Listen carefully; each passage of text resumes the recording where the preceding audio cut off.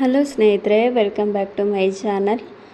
ಇವತ್ತು ನೋಡ್ತಾ ಇರ್ಬೋದು, ಈಗೇನು ಮಕ್ಕಳ ಸ್ಕೂಲ್ ಸ್ಟಾರ್ಟ್ ಆಗಲಿಕ್ಕೆ ಇನ್ನೇನು ಹತ್ತಿರ ಆಯಿತು. ರಜೆ ಎಲ್ಲ ಮುಗಿತಾ ಬಂತು. ಇನ್ನೇನು ಮಕ್ಕಳು ನೆಕ್ಸ್ಟ್ ವೀಕಲ್ಲಿ ಸ್ಕೂಲ್ಗೆ ಹೋಗ್ತಾ ಇದ್ದಾರೆ. ಸೊ ಹಾಗಾಗಿ ಇವತ್ತು ಮಕ್ಕಳಿಗೆ ಏನೆಲ್ಲ ಬೇಕು ಅದನ್ನು ಪರ್ಚೇಸ್ ಮಾಡುವ. ಬ್ಯಾಗು, ಬಾಟಲು ಇದೆಲ್ಲ ಬೇಕಾಗಿತ್ತು. ಕ್ವಾಲಿಟಿ ವೈಸ್ ಚೆನ್ನಾಗಿಲ್ಲದೆ ಇರೋದ್ರಿಂದ ಎಲ್ಲನೂ ಡ್ಯಾಮೇಜ್ ಆಗಿತ್ತು. ಬ್ಯಾಗ್ ಇರ್ಬೋದು ಮತ್ತು ಬಾಟಲ್ಸ್ ಇರ್ಬೋದು, ಎಲ್ಲ ಡ್ಯಾಮೇಜ್ ಆಗಿತ್ತು. ಹಾಗೆ ಏನೆಲ್ಲ ಬೇಕು ಅವರಿಗೆ ಅದೆಲ್ಲ ತಗೊಂಡು ಬರುವ ಅಂತ ಇವತ್ತು ನಾವು ಟೌನಿಗೆ ಹೊರಟಿದ್ದೇವೆ. ನೋಡ್ತಾ ಇರ್ಬೋದು, ಇಲ್ಲಿ ಒಂದು ಶಾಪಿಗೆ ಬಂದಿದ್ದೇವೆ ನಾವು. ಇಲ್ಲೆಲ್ಲ ಕಂಪೆನಿ ಬ್ಯಾಗ್ಸ್ ಎಲ್ಲ ಇರುತ್ತೆ. ಮತ್ತು ನಾವು ಆನ್ಲೈನಲ್ಲಿ ತೊಗೊಂಡ್ರೆ ನಾವು ಸ್ಟಾರ್ಟಿಂಗಲ್ಲಿ ಚೆನ್ನಾಗಿ ಕಾಣಿಸುತ್ತೆ ನಮಗೆ. ಆಮೇಲೆ ಯೂಸ್ ಮಾಡ್ತಾ ಫುಲ್ ಅದು ಎಲ್ಲ ಡ್ಯಾಮೇಜ್ ಆಗಿ ಹೋಯಿತು. ಒಬ್ಬಳದ್ದು ಸರಿ ಬಂತು, ಮಗಂದು ಮಾತ್ರ ಸರಿ ಬರಲಿಲ್ಲ. ಹಾಗಾಗಿ ಇವತ್ತು ಅವನಿಗೆ ಒಂದು ಒಳ್ಳೆ ಬ್ಯಾಗ್ ತಗೊಳ್ಳುವ ಅಂತ ಬಂದಿದ್ದೇವೆ. ಹಾಗೆ ಇಲ್ಲಿ ಹೇಳ್ತಾ ಇದ್ದರು 1 ಇಯರ್ ಗ್ಯಾರಂಟಿ ಇದೆ, ಏನೇ ಒಂದು ಡ್ಯಾಮೇಜ್ ಆದರೂ ಕೂಡ ನೀವು ವಾಪಸ್ ಮಾಡ್ಬೋದು ಅಂಥೇಳಿ. ಒಳ್ಳೆ ಕ್ವಾಲಿಟಿ ಬ್ಯಾಗ್, 1 ಇಯರ್ ವಾರಂಟಿ ಇದೆ ಅಂತ ಹೇಳ್ತಾ ಇದ್ದರು. ಹಾಗಾಗಿ ಯಾವುದು ಅವನಿಗೆ ಇಷ್ಟ, ಯಾವ ಕಲರ್ ಇಷ್ಟ ಎಲ್ಲ ಕಂಪೆನಿ, ಕೆಲವು ಮಕ್ಕಳಿಗೆ ಈಗಂತೂ ಯಾವ ಕಂಪೆನಿ ಬ್ಯಾಗ್ ತುಂಬ ಚೆನ್ನಾಗಿ ಬರುತ್ತೆ ಅನ್ನೋದು ಗೊತ್ತಿರುತ್ತೆ. ಹಾಗಾಗಿ ಅವನೇ ಚೂಸ್ ಮಾಡ್ತಾ ಇದ್ದ, ಕರೆಕ್ಟಾಗಿ ನೋಡಿಕೊಂಡು ಬ್ರಾಡ್ ಬೇಕಾ, ಲೆಂತ್ ಇರೋದು ಬೇಕಾ ಅಂಥೇಳಿ. ಹಾಗೆ ವಾಟರ್ ಬಾಟಲ್ಸು ಈ ಶಾಪಲ್ಲಿ ಮಾತ್ರ ತುಂಬ ಒಂದು ವೆರೈಟಿ ಇತ್ತು. ಒಂದೊಂದು ಶಾಪಲ್ಲಿ ಒಂದೊಂದು ವೆರೈಟಿ ಇತ್ತು. ಹಾಗಾಗಿ ಅದೆಲ್ಲ ನೋಡಿಕೊಂಡು ತೊಗೊಂಡು ಬಂದ್ವಿ. ಹಾಗೆ ಈಗ ನಾನು ಮಧ್ಯಾಹ್ನ ಊಟಕ್ಕೆ ರೆಡಿ ಮಾಡ್ತಾಯಿದ್ದೀನಿ. ನಿನ್ನೆ ಸಂಡೇ ನಾನ್ ವೆಜ್ ತಿಂದಿರೋದ್ರಿಂದ ಇವತ್ತು ನಾನು ಬಾಡಿಗೆ ಒಂದು ಹೀಟ್ ಆಗಿರುತ್ತೆ ನಾನ್ ವೆಜ್ ತಿಂದಾಗ. ಹಾಗಾಗಿ ತಂಪಾಗಬೇಕು ಅಂಥೇಳಿ ನಾನು ಗಂಜಿ ಊಟಕ್ಕೆ ಪ್ರಿಪೇರ್ ಮಾಡ್ತಾಯಿದ್ದೀನಿ. ಗಂಜಿ ಊಟಕ್ಕೆ ನಾನು ಕುಕ್ಕರಲ್ಲಿ ಕುಚಲಕ್ಕಿ ರೈಸನ್ನು ಬಾಯ್ಲ್ ಮಾಡಿ ಇಟ್ಟಿದ್ದೇನೆ. ಹಾಗೆ ಈಗ ಅದಕ್ಕೆ ಸೂಟ್ ಆಗುವಂತಹ ಒಂದು ಮಾವಿನಕಾಯಿ ಸೀಸನ್ ಅಲ್ವಾ ಈಗ, ಹಾಗಾಗಿ ಮಾವಿನಕಾಯಿ ಚಟ್ನಿಯನ್ನು ಮಾಡೋಣ ಅಂತ ಇದ್ದೀನಿ. ಹಾಗೆ ಒಂದು ಅರ್ಧ ಮಾವಿನಕಾಯನ್ನು ಕಟ್ ಮಾಡ್ಕೊಂಡು ಇಟ್ಕೊಂಡಿದ್ದೀನಿ. ಮತ್ತು ಒಂದು ಸ್ವಲ್ಪ ಕಾಯಿ ತುರಿ, ಹಾಗೆ ಒಣಮೆಣಸಿನಕಾಯಿ ಹಾಕಿ ಮಾಡೋದ್ರಿಂದ ತುಂಬ ಟೇಸ್ಟಿಯಾಗಿ ಬರುತ್ತೆ.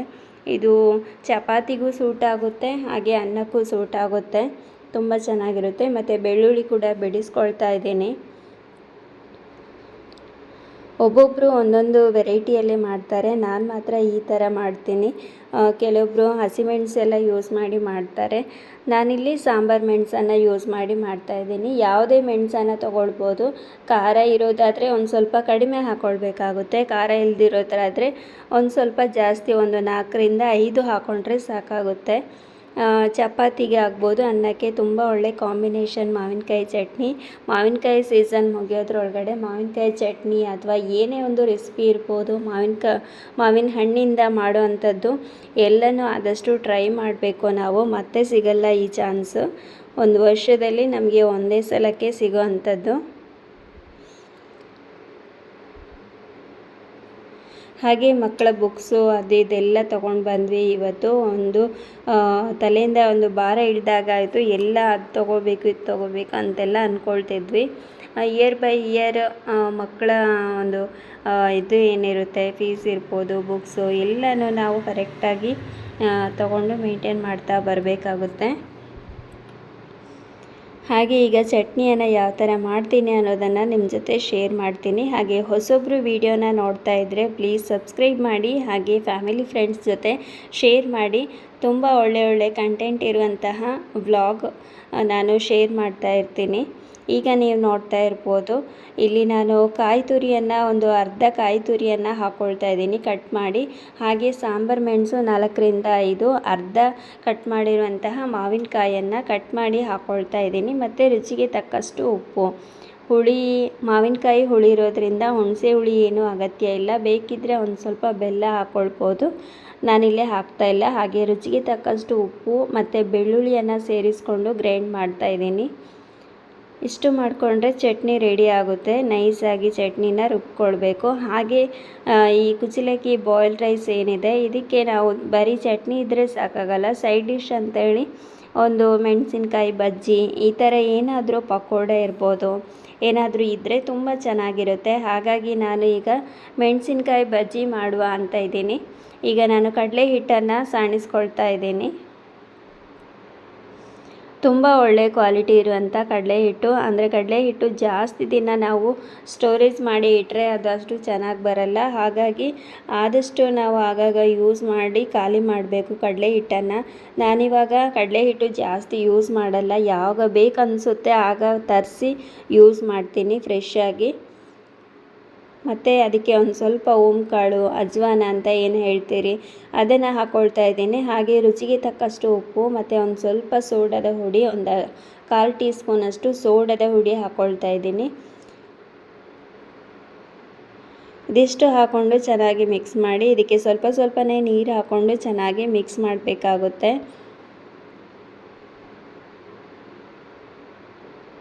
ತುಂಬ ಗಟ್ಟಿ ಕನ್ಸಿಸ್ಟೆನ್ಸಿ ಆಗಬಾರ್ದು, ಇದಕ್ಕೆ ತುಂಬ ತೆಳು ಕೂಡ ಆಗಬಾರ್ದು, ಮೀಡಿಯಮ್ ಆಗಿ ಹದ ನೋಡಿಕೊಂಡು ನಾವು ಚೆನ್ನಾಗಿ ಕಲಿಸ್ಕೊಳ್ಬೇಕಾಗುತ್ತೆ. ಮಿರ್ಚಿ ಬಜ್ಜಿ ಅಂತ ಏನು ಹೇಳ್ತೇವೆ ಆ ಥರ ನಾನಿವಾಗ ಮಾಡ್ತಾಯಿದ್ದೀನಿ. ದಪ್ಪ ಮೆಣಸು ಬರುತ್ತೆ ಅಲ್ವಾ, ಅದನ್ನು ಯೂಸ್ ಮಾಡ್ತಾಯಿದ್ದೀನಿ. ಅದು ಕೆಲವೊಂದು ಖಾರ ಇರುತ್ತೆ, ಕೆಲವೊಂದು ಖಾರ ಇರಲ್ಲ. ಆಲ್ಮೋಸ್ಟ್ ಖಾರ ಇಲ್ಲದೇ ಇರೋದು ಜಾಸ್ತಿ ಬರುತ್ತೆ ಇದರಲ್ಲಿ.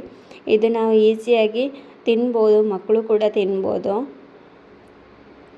ಖಾರ ಕಡಿಮೆ ಇರುತ್ತೆ ಈ ಮೆಣಸು ಹಾಕಿ ಮಾಡೋದ್ರಿಂದ. ಹಾಗಾಗಿ ನಾನಿವಾಗ ರೆಡಿ ಮಾಡಿ ಇಟ್ಕೊಂಡಿದ್ದೀನಿ. ನೋಡಿ, ಹಿಟ್ಟು ರೆಡಿ ಆಯಿತು. ಈಗ ಬಾಕ್ಸಲ್ಲಿ ವಾಶ್ ಮಾಡಿ ಸ್ಟೋರೇಜ್ ಮಾಡಿ ಇಟ್ಟಿದ್ದೆ ನಾನು ದಪ್ಪ ಮೆಣಸು.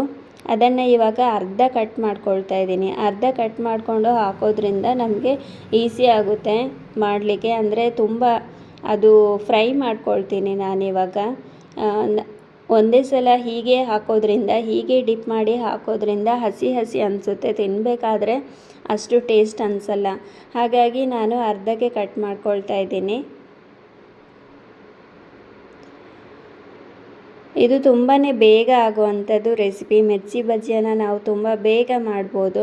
ಪಕೋಡ ಆದರೆ ಈರುಳ್ಳಿ, ಕಾಯಿಮೆಣಸು ಇದೆಲ್ಲ ಕಟ್ ಮಾಡಿ ಹಾಕ್ಕೊಂಡು, ಕೊತ್ತಂಬರಿ ಸೊಪ್ಪು ಇದೆಲ್ಲ ಬೇಕಾಗುತ್ತೆ ಅದಕ್ಕೆ, ಅದೆಲ್ಲ ಕಟ್ ಮಾಡಿಕೊಂಡು ಹಾಕಬೇಕಾಗುತ್ತೆ. ಇದು ಮಾತ್ರ ನಾವು ಮೆಣಸನ್ನು ಮೆಣಸು ಕಟ್ ಮಾಡಿ ಹಾಕ್ಕೊಂಡ್ರೆ ಸಾಕಾಗುತ್ತೆ. ಈಗ ಮೆಣಸು ಕಟ್ ಮಾಡಿ ಆಯಿತು, ನೋಡ್ತಾ ಇರ್ಬೋದು. ಹಾಗೆ ಒಂದು ಸ್ವಲ್ಪ ಇದನ್ನು ಆಯಿಲ್ ಹಾಕಿ ಫ್ರೈ ಮಾಡ್ಕೊಳ್ತೇನೆ. ಆಯಿಲ್ ಮತ್ತು ಒಂದು ಸ್ವಲ್ಪ ಉಪ್ಪನ್ನು ಹಾಕ್ಕೊಂಡು ನಾವು ಚೆನ್ನಾಗಿ ಫ್ರೈ ಮಾಡಿದರೆ ನಾವು ಬಜ್ಜಿ ಮಾಡಿದಾಗ ಅದರ ಟೇಸ್ಟೇ ಬೇರೆ ಇರುತ್ತೆ, ತುಂಬ ಚೆನ್ನಾಗಿರುತ್ತೆ ಟೇಸ್ಟ್ ಮಾತ್ರ.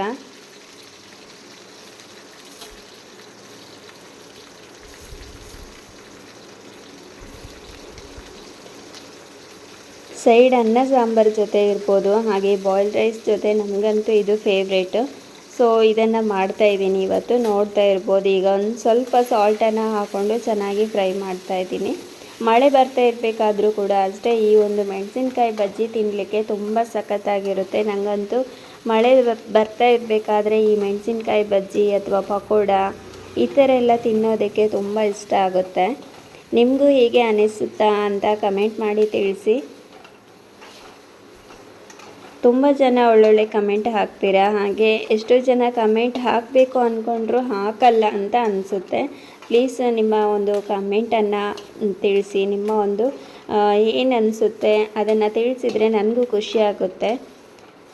ಸೊ ನಿಮ್ಮ ಕಮೆಂಟ್ಗೋಸ್ಕರ ಕಾಯ್ತಾ ಇರ್ತೀನಿ. ಮತ್ತು ಯಾರೆಲ್ಲ ಸಬ್ಸ್ಕ್ರೈಬ್ ಮಾಡಿಕೊಂಡು ನೋಡ್ತಾ ಇದ್ದೀರಾ ಅವರಿಗೆಲ್ಲ ಥ್ಯಾಂಕ್ ಯು ಫಾರ್ ವಾಚಿಂಗ್. ತುಂಬ ತುಂಬ ಥ್ಯಾಂಕ್ಸ್ ನಿಮಗೆಲ್ಲ. ಈಗ ನೋಡ್ತಾ ಇರ್ಬೋದು, ಸ್ವಲ್ಪ ಸ್ಲೋ ಆಗಿಟ್ಟು ಫ್ರೈ ಮಾಡಬೇಕಾಗುತ್ತೆ, ಇಲ್ಲಾಂದರೆ ಘಾಟ್ ಹೇಳುತ್ತೆ ಮೆಣಸಿದ್ದು. ಮೀಡಿಯಮ್ ಆಗಿ ಇಟ್ಕೊಂಡು ಫ್ರೈ ಮಾಡಿ. ಈಗ ನೋಡ್ತಾ ಇರ್ಬೋದು ಆಲ್ಮೋಸ್ಟ್ ಫ್ರೈ ಆಗಿದೆ. ಇದು ತುಂಬ ಟೇಸ್ಟ್ ಬರುತ್ತೆ ಈ ಥರ ಬಜ್ಜಿ ಮಾಡಿದರೆ.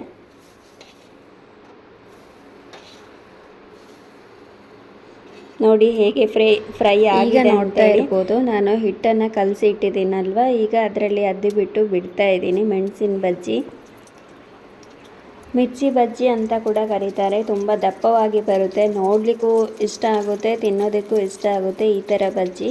ಆಯಿಲನ್ನು ಕಾಯೋದಕ್ಕೆ ಇಟ್ಟಿದ್ದೀನಿ, ನೋಡ್ತಾ ಇರ್ಬೋದು. ಆಯಿಲು ತುಂಬಾ ಕಾದಿರಬಾರ್ದು, ಹಾಗೆ ಕಾಯ್ದೇನೆ ಇದ್ದರೂ ಹಿಟ್ಟು ಬೇಯೋದಿಲ್ಲ. ಹಾಗಾಗಿ ಸರಿಯಾಗಿ ಒಂದು ಆಯಿಲು ಕಾದಿದ್ದು ನೋಡಿಕೊಂಡು ಮೀಡಿಯಮ್ ಫ್ಲೇಮಲ್ಲಿ ಇಟ್ಕೊಂಡು ನಾವು ಬಜ್ಜಿಯನ್ನು ಕಾಯಿಸಬೇಕಾಗುತ್ತೆ.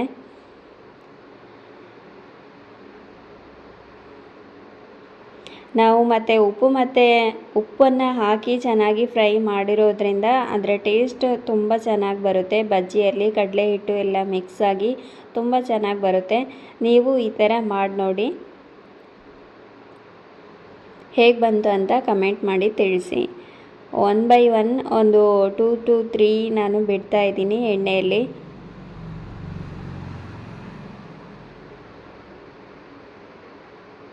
ಹಿಟ್ಟು ಮಾತ್ರ ತುಂಬ ಗಟ್ಟಿ ಇರಬಾರ್ದು, ಮೀಡಿಯಮ್ ಆಗಿದ್ದರೆ ಚೆನ್ನಾಗಾಗುತ್ತೆ. ಈಗ ನೋಡ್ತಾ ಇರ್ಬೋದು ಬಜ್ಜಿ ಎಲ್ಲ ಮಾಡಿ ಆಯಿತು. ನಾನು ಊಟಕ್ಕೆ ರೆಡಿ ಮಾಡ್ತಾಯಿದ್ದೀನಿ ತಟ್ಟೆಗೆ ಹಾಕೋದಕ್ಕೆ. ಬೇಯಿಸಿರುವಂಥ ಕುಕ್ಕರಲ್ಲೇ ಬೇಯಿಸಿದ್ದು ಬಿಸಿ ಬಿಸಿಯಾಗಿ ಕುಚ್ಚಲಕ್ಕಿ ಅನ್ನ ರೆಡಿಯಾಗಿದೆ. ಸ್ವಲ್ಪ ಜಾಸ್ತಿ ನೀರು ಬಿಟ್ಟು ಮಾಡಿರ್ತೇನೆ ನಾನು. ಈ ರೀತಿ ಮಾಡಿದಾಗ ನಮಗೆ ತುಂಬ ಒಂದು ತಂಪಾಗುತ್ತೆ, ಬಾಡಿ ಹೀಟ್ ಆಗಿರೋದೆಲ್ಲ ಬೇಗ ಕಡಿಮೆ ಆಗುತ್ತೆ. ಹಾಗಾಗಿ ಸ್ವಲ್ಪ ನೀರು ಬಿಟ್ಟು ಮಾಡಿರ್ತೇನೆ. ಇದ್ರ ಜೊತೆ ಚಟ್ನಿನೇ ಒಳ್ಳೆ ಕಾಂಬಿನೇಷನ್ ಸಾಂಬಾರ್ಗಿಂತ. ಹಾಗಾಗಿ ಮಾವಿನಕಾಯಿ ಚಟ್ನಿ ಅಂತೂ ತುಂಬ ಸಖತ್ತಾಗಿರುತ್ತೆ ಗಂಜಿ ಊಟಕ್ಕೆ. ಲಾಸ್ಟ್ ಟೈಮ್ ಯಾರೋ ಕೇಳ್ತಿದ್ರು, ಗಂಜಿ ಊಟ ಅಂದರೆ ನೀವು ತಿಳಿ ಗಂಜಿ ಅಷ್ಟೇ ಕುಡಿತೀರಾ ಅಂತ ಕೇಳ್ತಾಯಿದ್ರು ಒಬ್ಬರು. ಲಾಸ್ಟ್ ಟೈಮ್ ಯಾವತ್ತೋ ಒಮ್ಮೆ ಕೇಳಿದರು. ಹಾಗಾಗಿ ಗಂಜಿ ಅಂತ ಹೇಳಿದರೆ ನಾವು ಕುಚ್ಚಲಕ್ಕಿ ರೈಸಿಗೆ ಗಂಜಿ ಊಟ ಅಂತ ಹೇಳ್ತೇವೆ. ನೋಡ್ತಾ ಇರ್ಬೋದು, ಈಗ ಚಟ್ನಿಯನ್ನು ಸೈಡ್ಗೆ ಹಾಕ್ತಾಯಿದ್ದೇನೆ. ಹಾಗೆ ಒಂದು ಸ್ವಲ್ಪ ಸಂಡಿಗೆ ಎಲ್ಲ ಇತ್ತು ಮನೆಯಲ್ಲಿ, ಅಮ್ಮ ಕೊಟ್ಟಿದ್ದು, ಅದನ್ನೆಲ್ಲ ಕರೆದು ಅದನ್ನು ಕೂಡ ಒಂದು ಸೈಡ್ ಇಡ್ತಾಯಿದ್ದೇನೆ. ಹಾಗೆ ಬಜ್ಜಿ ಇವತ್ತು ಮಧ್ಯಾಹ್ನ ಊಟಕ್ಕೆ ಇವಾಗ ಮಳೆಗಾಲ ಸ್ಟಾರ್ಟ್ ಆಗಿದೆ. ಕಡೆ ತುಂಬ ಮಳೆ ಬರ್ತಾ ಇದೆ. ನಮ್ಮ ಸೈಡ್ ಕೂಡ ಅಷ್ಟೇ, ಒಂದೊಂದು ದಿವಸ ಮಳೆ ಬರುತ್ತೆ, ಒಂದೊಂದು ದಿವಸ ಬರ್ತಾ ಇಲ್ಲ. ಬಟ್ ಮೋಡ ಕವಿದಿರುತ್ತೆ. ಮತ್ತು ಈ ಟೈಮಲ್ಲಿ ನಮಗೆ ಗಂಜಿ ಊಟ ಎಲ್ಲ ತುಂಬ ಚೆನ್ನಾಗಿ ಅನಿಸುತ್ತೆ, ಖುಷಿ ಆಗುತ್ತೆ ಬಿಸಿ ಬಿಸಿಯಾಗಿ ತಿನ್ನೋದಕ್ಕೆ. ಹಾಗೆ ಕೆಲವು ಕಡೆ ಮಳೆ ಎಲ್ಲ ತುಂಬ ಜೋರಾಗಿ ಬರ್ತಾ ಇದೆ. ನಮ್ಮ ಸೈಡ್ ಕೂಡ ಅಷ್ಟೇ, ಕೆಲವೊಂದು ದಿನ ಬರುತ್ತೆ, ಒಂದೊಂದು ದಿವಸ ಬರಲ್ಲ. ಹಾಗೆ ಈ ಮಳೆ ಬರಬೇಕಾದ್ರೆ ಈ ಬಜ್ಜಿ ಎಲ್ಲ ತಿನ್ನೋದಕ್ಕೆ ತುಂಬ ಸೂಪರಾಗಿರುತ್ತೆ. ಹಾಗೆ ನೀವೇನಾದರೂ ಬಾಡಿ ಹೀಟ್ ಆದಾಗ ಏನಪ್ಪ ಮಾಡೋದು ಅಂತ ಏನಾದರೂ ಅಂದ್ಕೊಳ್ತಾ ಇದ್ದರೆ ಈ ಥರ ಕುಚ್ಚಲಕ್ಕಿ ರೈಸ್ ಎಲ್ಲ ಮಾಡಿಕೊಂಡು ತಿನ್ನಿ, ತುಂಬ ಒಳ್ಳೆಯದಾಗುತ್ತೆ ಬಾಡಿಗೆ. ಬಾಡಿ ಹೀಟ್ ಎಲ್ಲ ಬೇಗ ಕಡಿಮೆ ಆಗುತ್ತೆ. ಮತ್ತು ನೋಡ್ತಾ ಇರ್ಬೋದು, ಇವಾಗ ಮಕ್ಕಳ ಬುಕ್ಸ್ ಎಲ್ಲ ತೊಗೊಂಡು ಬಂದಿದ್ದೀವಿ. ಬುಕ್ಸ್ ಎಲ್ಲ ತೊಗೊಂಡು ಬಂದು ಒಂದು 2 ಡೇಸ್ ಆದಮೇಲೆ ನಾನು ಈ ಒಂದು ಬ್ಲಾಗನ್ನು ಆ್ಯಡ್ ಮಾಡ್ತಾಯಿದ್ದೀನಿ. ಬುಕ್ಸ್ ಎಲ್ಲ ತಂದಮೇಲೆ ಮಕ್ಕಳು ಆಗಲೇ ಬೈಂಡ್ ಹಾಕಲಿಕ್ಕೆ ಸ್ಟಾರ್ಟ್ ಮಾಡಿದರು. ಹಾಗಾಗಿ ಬೇಗ ಬೈಂಡ್ ಎಲ್ಲ ಹಾಕಿ ಮುಗಿಸಿದ್ರು. ಈ ಸಲ ಅಂತೂ ನನ್ನ ಹೆಲ್ಪ್ ತೊಗೊಂಡೇ ಇಲ್ಲ ಅವರು. ಆಲ್ಮೋಸ್ಟ್ ಎಲ್ಲ ಬುಕ್ಸಿಗೂ ಅವರೇ ಹಾಕಿದ್ದಾರೆ.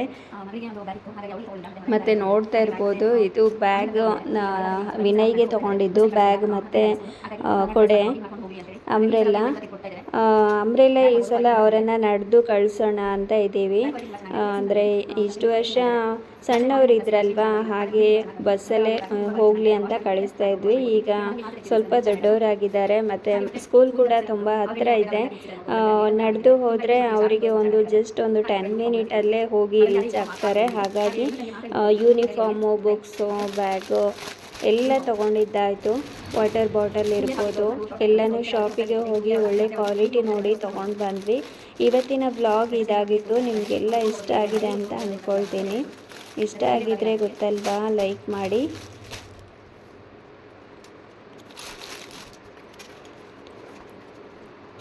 ತುಂಬ ಚೆನ್ನಾಗಿದೆ. 1120 ಆಯಿತು. ಶಾಪಲ್ಲೇ ಹೋಗಿ ತೊಗೊಂಡ್ವಿ, ಆನ್ಲೈನಲ್ಲಿ ಹೋಗಿ ತೊಗೊಂಡಿದ್ದು ಲಾಸ್ಟ್ ಟೈಮು ಸರಿ ಬರಲಿಲ್ಲ. ಹಾಗಾಗಿ ಈ ಸಲ ಅವನಿಗೆ ಕ್ವಾಲಿಟಿ ವೈಸ್ ಸರಿಯಾಗಿ ನೋಡಿ ಶಾಪಿಗೆ ಹೋಗಿ ತೊಗೊಂಡು ಬಂದ್ವಿ.